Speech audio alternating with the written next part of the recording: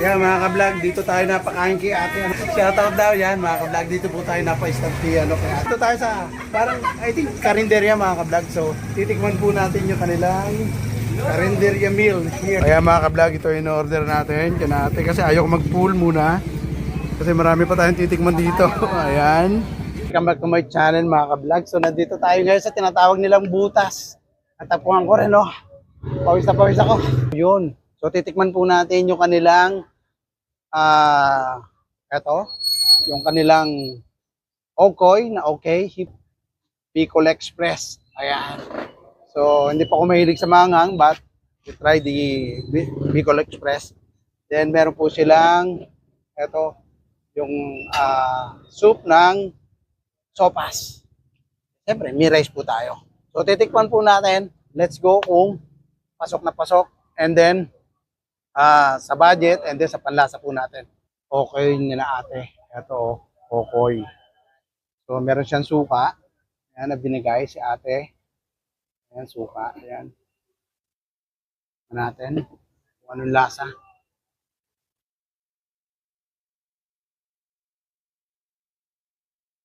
Okay? Okay yung okay. Hindi maalat. Amazing! Tapos may counting siguro, yung binder na may egg, tsaka may konting flour siguro, tsaka cornstarch. Pero, repa natin. Pero ito yung gusto ko kasi hindi masyadong maalat. Yung iba kong natitingman is maalat. So, tikman uli natin sa pan.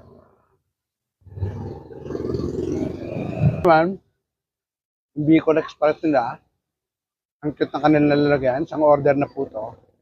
So, tikman natin.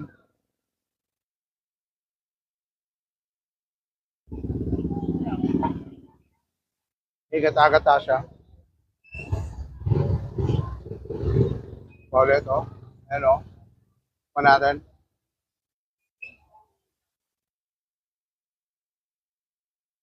Sarap. Ito yung pagkain natin. So, tikman natin yung soup. So, ang sarap ng soup nila.